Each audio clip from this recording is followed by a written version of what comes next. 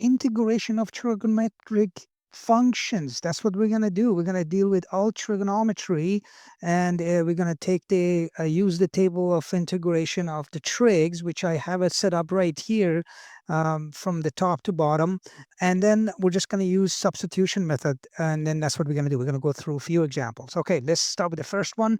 So here, very simply, you set u equal to t squared, then you take the derivative of t squared, which is 2t dt, and then you realize that you have t and dt as common, and now we're going to go and replace, and we get du divided by 2 is equal to t dt, and then rewrite. So here it is. We have sine integration of sine of u times du divided by 2. And based on that, we know that the integration of sine of x dx is negative cos x. So we're going to have the negative outside. So we have the 1/2. So 1/2, open the bracket, negative cos of u, close the bracket, and of course, plus c. Okay, and now we're going to rewrite 1/2 negative 1/2, that comes to the front, and we're going to now replace u. Cos of, what was u? U was t squared plus c. That is your final answer for this question. Okay, simple as that. All right, let's look at another question. We want to integrate sine cube x cos x dx. All right, so first we're going to set up u equal to, now this is the most important part and probably most difficult part. What you want to see what it is that it gives you when you differentiate. You get cos x, and that is sine x, right? So that's what you're going to set up u as. So u equal to sine of x, and then you're going to go ahead and differentiate. Du is equal to cos x dx. And sure enough, we got what we need in there. And that's simply, you're going to go ahead and you're going to replace sine cube x with u to the 3. Now, be aware that sine cubed x equal to sine of x cubed. That is true. But what is not true is this. That is not equal to either one of these, okay? If you have a setup like that, that's not true at all.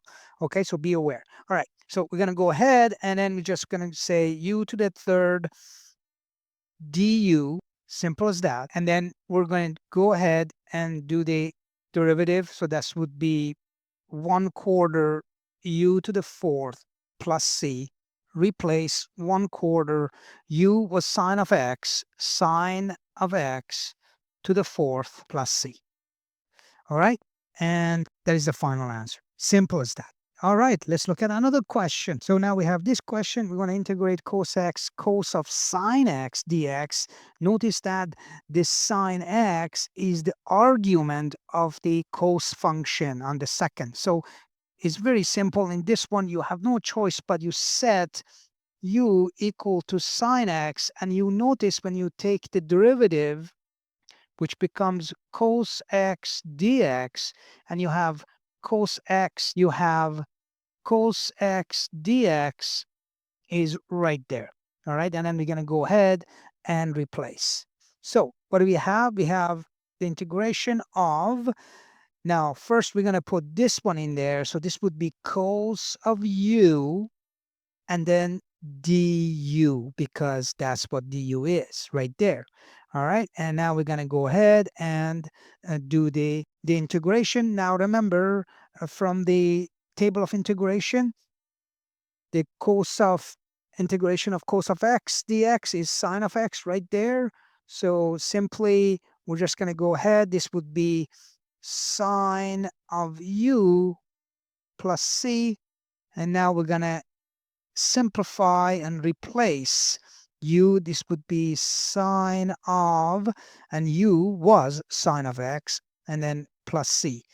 All right, and that is it. Do not multiply through, because that would be wrong. Remember, in this case, this is equivalent to if we say sine of theta.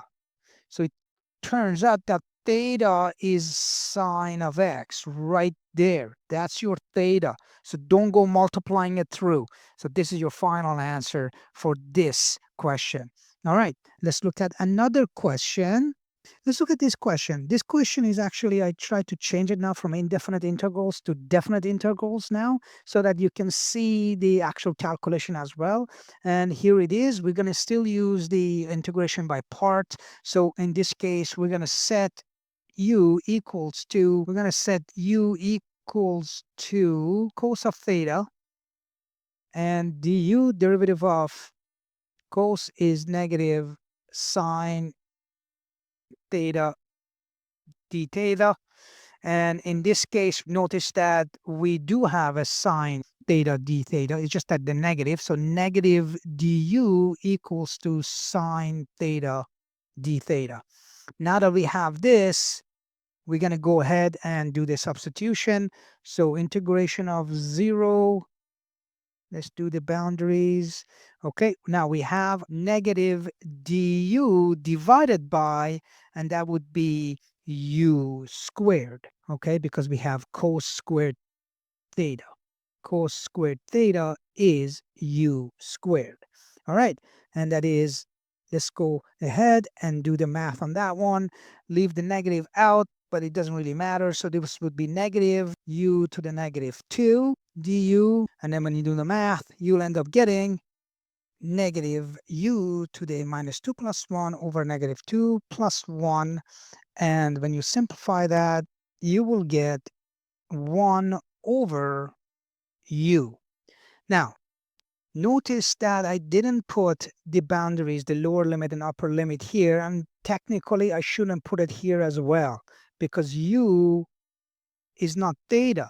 This boundary pi over 3 and 0, that belongs to theta, not u, unless we go back in there and then plug it in there and change the boundary. But I think that's more confusing, in my opinion, and most students, they came to me and they actually said that it's more confusing.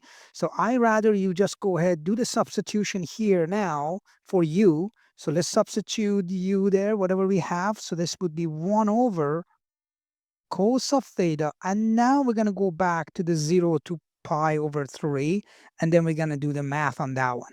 And then that becomes, so that would be 1 over cos of pi over 3 minus 1 over cos of 0. Okay, and once we do this, we know that cos of pi over 3 is 1/2, so that would be 1 over 1 over 2 minus, we know that cos of 0 is 1, so that is 1. So when you do the math of 1 over 2, that's 2 minus 1, and the final answer is 1.